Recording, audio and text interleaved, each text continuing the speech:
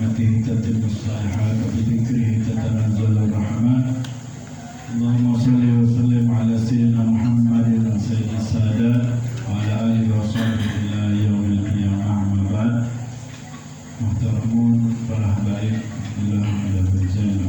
dan para asatidz dan juga segenap hadirin jamaah majlis ta'lim Hidayah Qulub yang dimuliakan Allah Subhanahu wa taala. Alhamdulillah, kita bersyukur kepada Allah taala pada malam yang berkah, malam Jumat, malam Sayyidul Ayyam, malam yang penuh banyak rahmat, turun rahmat dari Allah Subhanahu wa taala.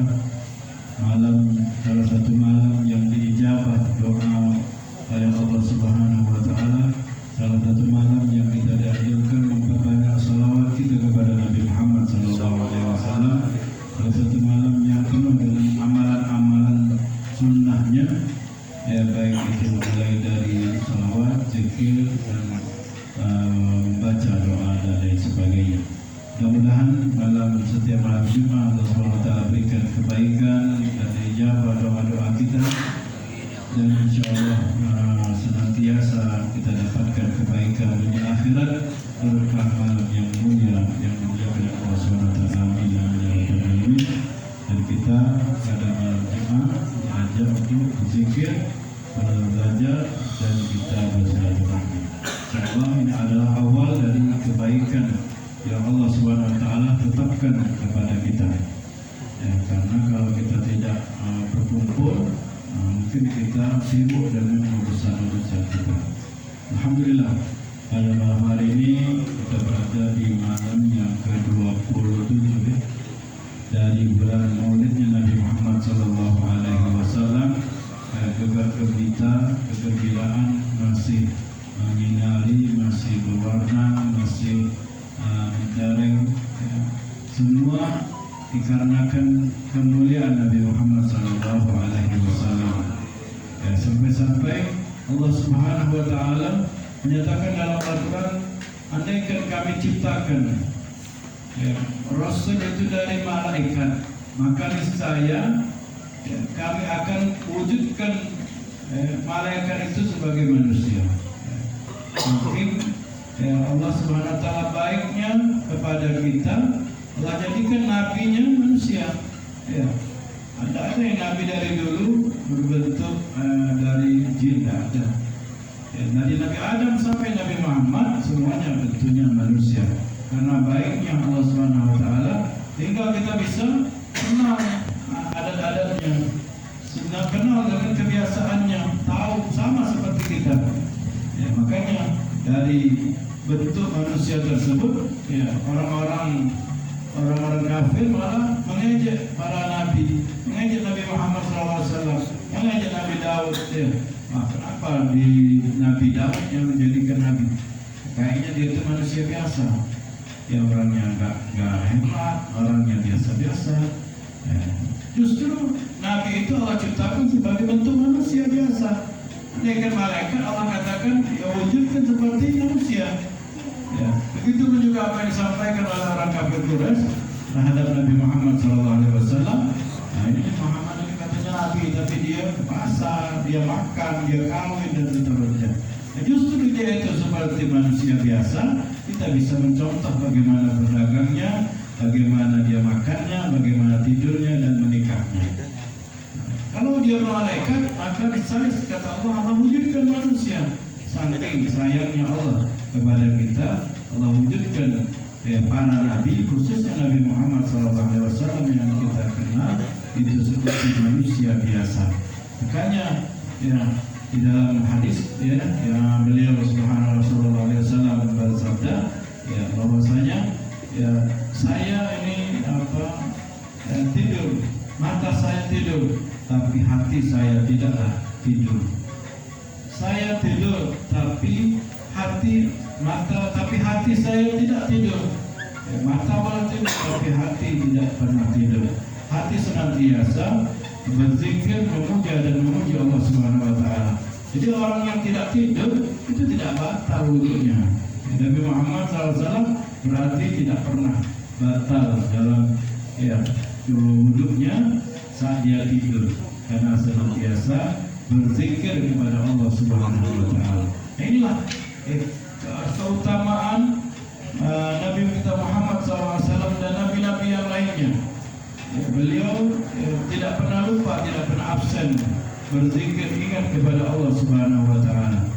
Sampai ulama berkomentar bahwasanya mana yang mana matanya sudah tidak pernah, matanya tidur, hatinya tidak pernah tidur. Ya. Akan tetapi begitu juga Allah ciptakan hati-hati mereka itu jauh daripada hal-hal yang kotor, daripada penyakit. Hati-hati mereka itu jauh daripada kekurangan-kekurangan yang ada pada manusia yang lainnya.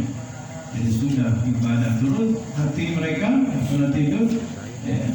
Kemudian hati mereka pun jauh daripada penyakit-penyakit hati, jauh daripada kekurangan-kekurangan. Itulah ya keindahan, keutamaan, kemuliaan Nabi kita Muhammad SAW. Ya makanya ya, sampai Nabi Muhammad ditambah terus energinya, energi positifnya, dibelah dadanya sebanyak 4 kali dalam seumur hidupnya. Terus dibersihkan, terus ditambah cahayanya, terus ditambah terus. Ada yang mengatakan dibersihkan, tapi pecinta beliau mengatakan tidak dibersihkan, malah ditambah cahaya demi cahaya. Nah inilah keutamaan dan kemuliaan Nabi Muhammad SAW, sehingga wajar menjadi manusia yang paling mulia, makhluk yang paling dicintai oleh Allah Subhanahu wa taala, karena kemuliaan demi kemuliaan yang ada pada beliau.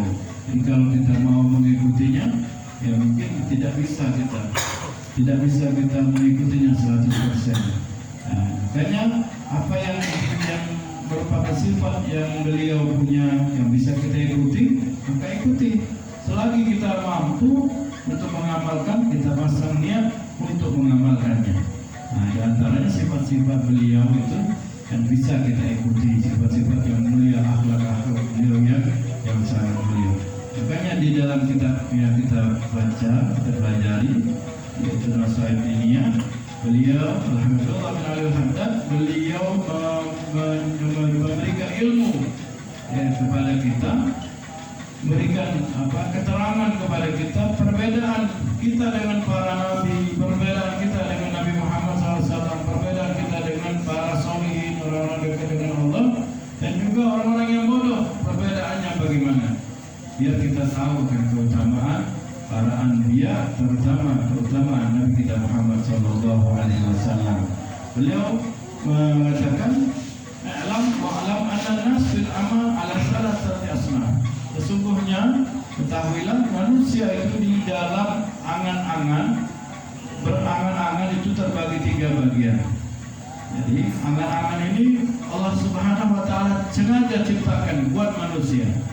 Allah ciptakan. Sebagaimana tatkala Allah menciptakan manusia, malaikat bertanya kepada Allah, "Ya Allah, Kau ciptakan manusia banyak ni ya. Tidak muat, penuh.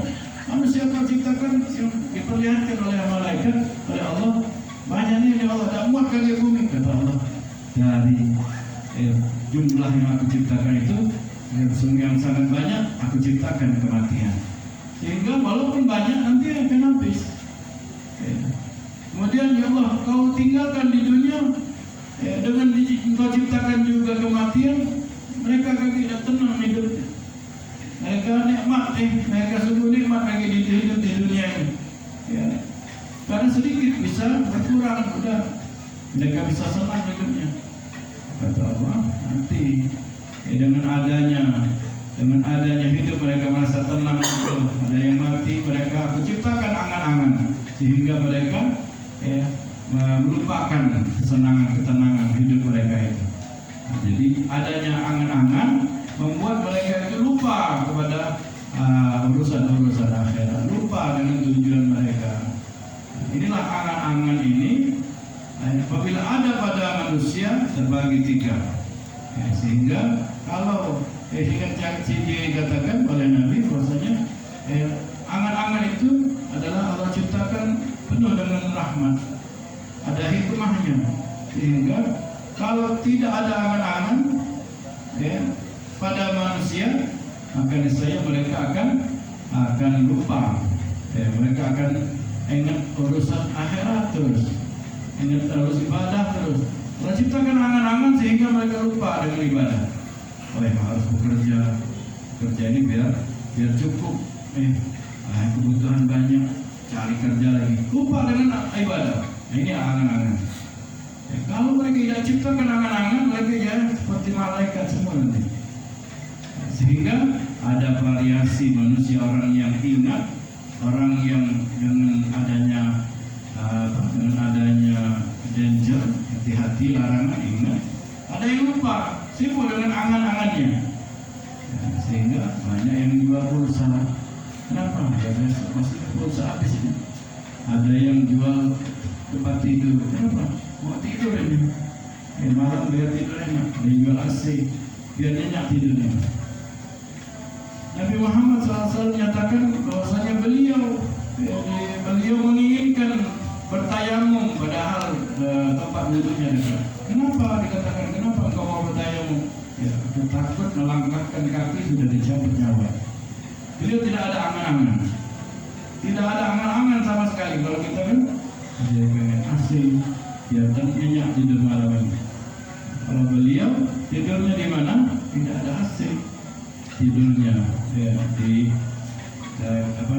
karajerami bekas di belakang beliau. Sehingga kita sampaikan apa yang dinyatakan dibagi oleh Habib Abdullah bin Ali Al-Haddad tentang angan-angan yang ada pada manusia membuat manusia terbagi tiga. Yang pertama, ya, wahum as-sabiquna minal anbiya was-siddiqin. Kelompok pertama mereka para anbiya, para nabi dan orang-orang yang jujur dekat dengan Allah Subhanahu wa taala. Mereka apa? La amala lahum aslan. Tidak ada angan, tidak ada angan-angan sama sekali. Mereka para nabi, para rasul, tidak ada angan-angan. Jadi full waktu mereka inna salati wa nusuki wa mahyaya wa mamati kulusi saubi makani semuanya lillahi rabbil alamin. Ia persembahkan, ia wakafkan untuk Allah Subhanahu wa taala. Tidak ada angan-angan sama sekali. Wahum ala dawa mustashirun li nuzulil maut. Mereka sama sekali senantiasa merasakan kematian sebagaimana kata Nabi tadi. Walaupun tempat wudhunya dekat, dia takut akan mati setelah melangkahkan yang pertama. Kita walaupun berat, ya kita harus mengambil pelajaran daripada itu. Wahum ala dawam, mereka senantiasa merasakan kematian akan datang kepada mereka kalau mereka tidak beramal. Kalau mereka sedikit amal, musta'idun lahu bil iqbalid daim, senantiasa bersiap diri untuk ibadah kepada Allah, taat kepada Allah. Karena tidak ada angan-angan mereka besok makan apa, tidak dipikirkan mereka. Ya. Sudahkah ibadah saya penuh pada malam hari ini? Itu mereka. Sudahkah saya sujud kepada Allah sebanyak-banyaknya malam ini? Itulah mereka. Sehingga ya, nafsu mereka itu jauh kalah. Mutafaridin ala syghali dunya bil kulliyah, mereka senantiasa mengosongkan urusan mereka dunia sama sekali. Tidak ada cerita dunia, tidak ada. Itu mereka para nabi. Jadi kalau orang yang mengatakan nabi itu manusia biasa, ya, ini berarti tidak kenal dengan nabi, kenal dengan utusan-utusan Allah Subhanahu wa taala. Walaupun para nabi ada yang kaya, tapi mereka lihat dengan kekayaan mereka, dengan banyak harta mereka.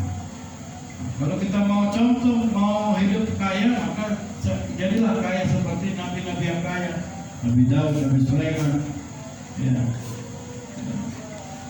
Lihat mereka senantiasa mereka makan bersama orang-orang di Ibrahim, makan bersama tamu, makan bersama orang, tidak pernah makan sendiri. Ya. Kalau mau kita mau kaya, maka hiduplah seperti mereka para nabi yang kaya. Illa makana min al-daruriyah, kecuali yang darurat yang mereka perlukan baru mereka cari dan mereka upayakan.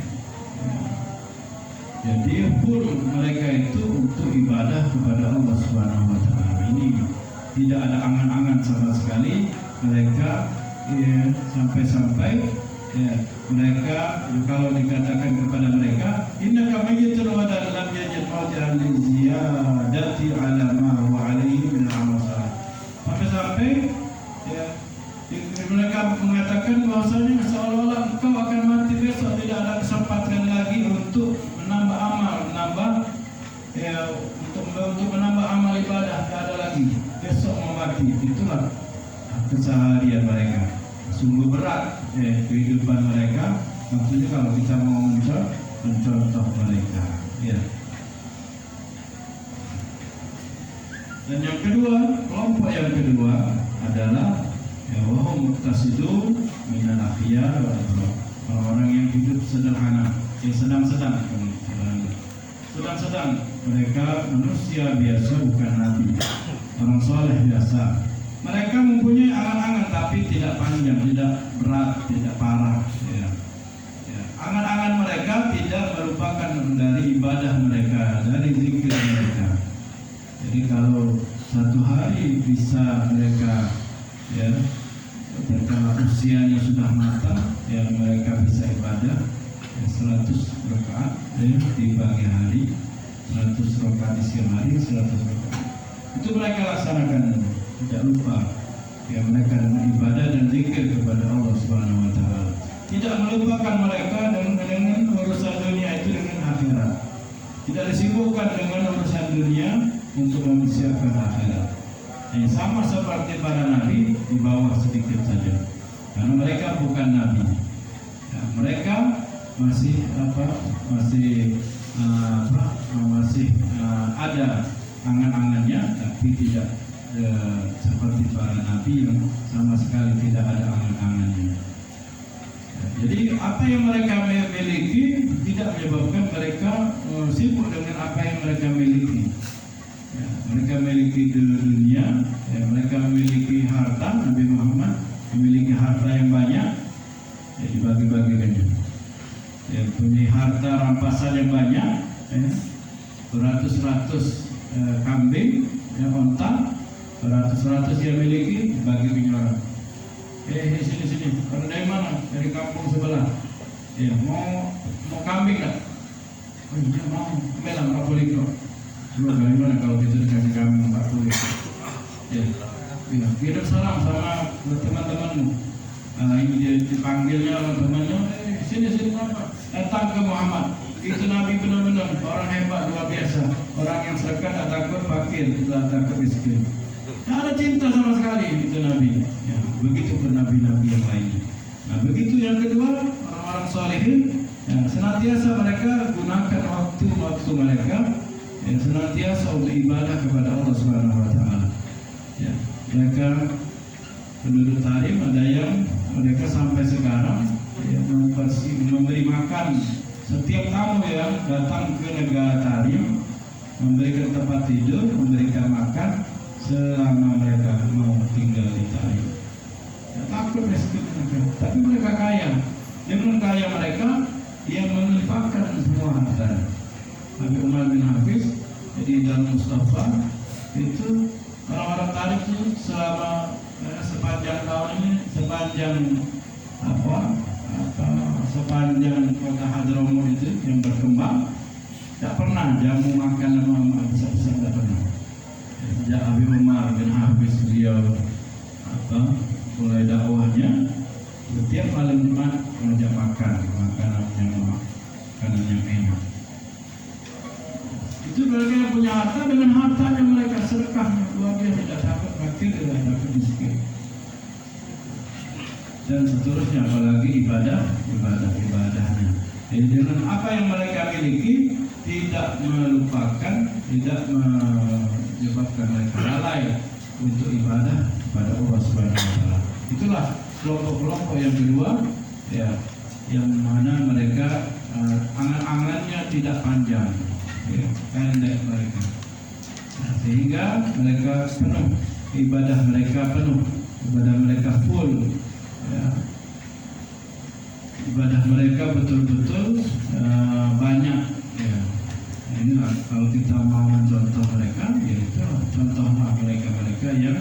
yang senantiasa ibadah kepada Allah Subhanahu wa taala ya. Jadi kalau manusia-manusia ini ya, kita banyak disibukkan dengan dunia beserta isinya, itulah orang-orang yang disibukkan dengan dunia beserta isinya ya. Jadi sengaja Allah ciptakan gedung yang tinggi, Allah ciptakan harta yang banyak untuk orang-orang yang terpedaya ya. Kalau tidak demikian maka sepi, neraka itu sepi. Tapi Allah ciptakan harta, Allah ciptakan emas, Allah ciptakan gedung yang tinggi, Allah ciptakan musibah-musibah semuanya untuk agar mereka melupakan, dapat tersaring mana orang yang selalu ingat, selalu kembali kepada Allah, atau orang yang sibuk dengan urusan-urusan mereka. Jadi kalau kita kadang kalau ada pekerjaan, nanti dulu urusan yang lain. Saya ada gawe, ada pekerjaan. Tapi mereka para solihin, kalau ada panggilan, kalau ada ibadah, kalau ada taat, urusan yang lain nanti. Saya ada urusan dengan Allah. Ini orang-orang yang tidak disibukkan, ya, tidak dilalaikan dengan pekerjaan-pekerjaan mereka untuk senantiasa taat kepada Allah, ibadah kepada Allah Subhanahu wa taala. Ya. Sesungguhnya kata Nabi Muhammad SAW, malaikat itu mereka mengatakan kepada orang yang pengantar orang yang mati di kuburnya, ya, pengantar mati jenazah di kuburnya, sudah selesai, insarifu, bubarlah kalian ila dunyakum, kepada dunia kalian, yang punya keluarga, yang punya pegawai, yang punya urusan, baliklah kata malaikat urusan dunia kalian ya. Ansakumullahu mautakum, semoga Allah Subhanahu wa taala pun melupakan dengan kematian-kematian yang kalian lihat itu. Jadi kalau manusia ingat mati terus, apa tidak akan angan-angannya tidak akan panjang. Tapi Allah, malaikat mendoakan semoga kalian lupa dengan kematian itu. Jadi kenapa malaikat itu seolah-olah ingin manusia ini lupa dengan kematian? Bukan demikian. Tetapi malaikat itu menginginkan kepada orang-orang kita, orang-orang mukmin itu, agar kita tidak panjang angan-angannya. Boleh kita kepada pegawai, usaha, bekerja seterusnya, tapi jangan sampai melupakan akan akhirat kita. Karena kalau kita pegawai, ya pegawai kan ada terus ini, terus tambah lagi, naik pangkat lagi, tidak habis-habis. Tidak. Tapi kalau kita pegawai, terus ibadah, naik pangkat, terus ibadah, naik pangkat lagi, naik ibadah. Nah, kita begini, ibadah sudah banyak. Jadi jangan sampai dunia kita melupakan. Kalau kita ngurusin terus, ya ngurusin pengen jadi orang kaya, sudah kaya pengen jadi konglomerat, sudah konglomerat pengen ini seterusnya. Sehingga kita datang kematian, ya tidak ada amal sama sekali. Ya. Sehingga malaikat itu bukan menginginkan keburukan, akan tetapi biar kita ini diberikan angan-angan sedikit. Ya, diberikan angan-angan sedikit. Bahkan mereka menginginkan kebaikan buat kita agar kita tidak lupa dengan akhirat. Ya. Jadi kalau seseorang itu ingat akhirat terus, maka dia akan meninggalkan kewajiban-kewajiban mereka di dunia. Padahal kita ada kewajiban di dunia. Makanya ya umur itu yang kalau sudah matang bagi para nabi 40 tahun diutus, itu umur yang sudah matang.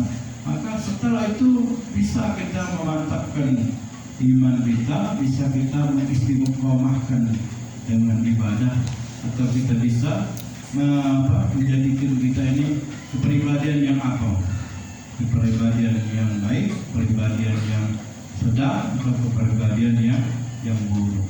Itu setelah umur yang 40 ke atas itu sudah kita bisa menentukannya.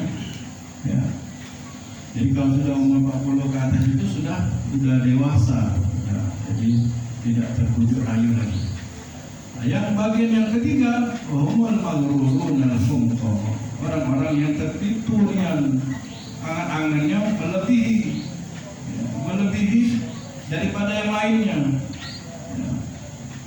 Kalau mereka para nabi itu tidak ada amal angan-angan sama sekali, orang-orang soleh, orang-orang yang dekat kepada Allah itu memiliki sedikit angan-angannya, mereka beribadah, bersosialisasi sambil mereka ibadah, bekerja sambil ibadah, tidak melupakan ibadah dan zikir. Ini orang-orang ini lupa sama sekali. Mereka bekerja, aku sibuk, ini tidak usah diganggu. Aku tidur, tidak usah diganggu. Kalau lagi tidur, jangan ganggu. Sholat, walaupun sholat, jangan ganggu. Dia bangun dari ini sudah orang-orang yang dilupakan dengan angan-angan mereka. Orang-orang dikatakan dia adalah orang-orang yang bodoh, orang-orang yang bodoh, dungu, orang-orang yang orang yang sangat bodoh, double bodohnya. Yang mana mereka panjang sekali angan-angan mereka sampai melupakan akhirat, sampai lupa dengan kematian. Dan mereka yang mereka hadapi di depan mereka, hati mereka hanya dan cinta kepada dunia. Padahal kata Nabi, bahasanya di depan kita itu adalah hawa nafsu, di samping kiri kita ada hawa yang kami bisikin, dan samping kanan kita ada iblis, dan di belakang kita ada dunia. Jadi kalau sudah mengambil dunia, berarti semuanya bisa diambil, semuanya, nafsunya, bisikan-bisikannya, dan juga iblisnya, dan kemudian cinta kepada dunianya, sehingga gagal-galanya diambil. Sudah ini orang yang sangat bodohnya.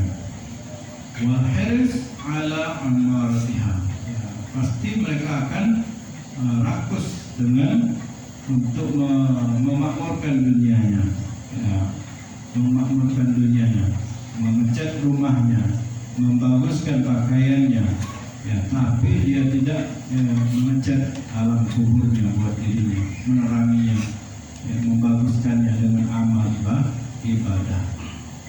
Itulah orang-orang yang cinta kepada dunia, disibukkan oleh dunia dan diperbudak oleh dunia, sehingga mereka tidak lagi melihat bagaimana orang-orang soleh melihat. Nanti mereka dibangkitkan dalam keadaan buta. Rabbi lima hasyaratani a'ma. Kalau mereka dibangkitkan dalam keadaan buta, mereka bertanya, ya Allah, kenapa kau bangkitkan kami dalam keadaan buta? Mereka tanya, padahal kami di dunia tidak buta. Kata Allah, kama nasitu, sebagaimana kalian lupa terhadap ibadah, zikir, ingat kepadaku. Di dunia kalian lupa kepadaku, lupa untuk taat ibadah kepadaku. Begitu pun di akhirat kami butakan kalian. Jadi orang-orang yang di dunia seolah-olah buta dari ibadah, lupa dengan ibadah, mereka nanti di akhirat akan dibutakan oleh Allah Subhanahu wa Ta'ala.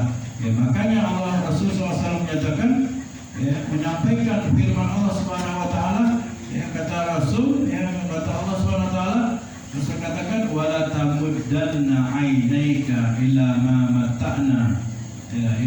mata'na bihi azwajan minhum zahratal hayatid dunya linaftinahum fihi wa rizqu rabbika khairun wa abqa. Allah Rasul mengatakan, jangan sekali-kali kita melirik dunia itu. Melirik saja tidak boleh. Misalnya kita melirik sesuatu yang mengasihkan, membuaikan kita, tidak boleh. Bisa-bisa kita terbuai. Ini Allah sudah katakan, wala tamuddanna 'ainaka, jangan kau awaskan, panjangkan pandanganmu dengan mamata'na bi azwajan minhum zahratal hayatid dunya, sesuatu yang bisa melupakan kalian, apalagi mencintainya, menggelutinya, mabuk kepayang dengannya, bisa-bisa mencurah kehidupan kita. Sudah bahwasanya ya Allah sudah nyatakan sering dalam Al-Quran, ya, Rasul sudah sering menasihati kepada kita bahwasanya kehancuran umat-umat yang terdahulu dikarenakan mereka selalu mengikuti hawa nafsu mereka. Jadi kalau kita mau sukses, kalau kita mau selamat, kalau kita mau baik, soleh, maka jangan sampai kita mengikuti hawa nafsu kita. Ya, kita ikutilah sunnah-sunnah Nabi Muhammad SAW, syariat yang dibawa oleh Nabi Muhammad SAW. Ya, baru ini sudah sebanyak terbuka ya manfaat daripada sunnah-sunnah Nabi Muhammad SAW bagi orang yang minum dengan berdiri, maka bisa merusak lambungnya.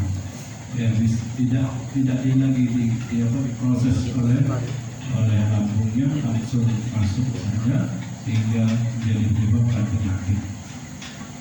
Dan seterusnya banyak sunnah-sunnah yang semakin hari semakin terbuka. Nah, itulah kita tidak perlu lagi ragu dengan sunnah-sunnah Nabi, karena itu bisa menyebabkan kita senang dan bahagia. Nah, karena itu mudah-mudahan Allah Subhanahu wa Ta'ala memberikan keberkahan dalam kehidupan kita sehingga kita tidak terbuai dengan angan-angan kita yang bisa melupakan kita dengan ibadah, melupakan kita dengan sholat malam, melupakan kita dengan zikir, melupakan kita dengan sholat duha, melupakan kita dengan cinta menyayangi keluarga, menyayangi anak-anak, melupakan kita untuk cari rezeki yang halal, melupakan kita dari sosialisasi yang baik, berkumpul dengan orang-orang yang soleh, hadir pada tempat-tempat yang baik, mengumpulkan ilmu agama yang banyak dan seterusnya. Nah, kalau kita tidak panjang angan-angan, maka kita bisa merasakan kenikmatan daripada ibadah dan pekerjaan-pekerjaan yang baik dan berkumpul dengan yang baik, terutama ibadah malam dekat dengan Allah Subhanahu wa Ta'ala. Amin ya rabbal alamin. Ini saja yang saya sampaikan. Assalamualaikum warahmatullahi wabarakatuh.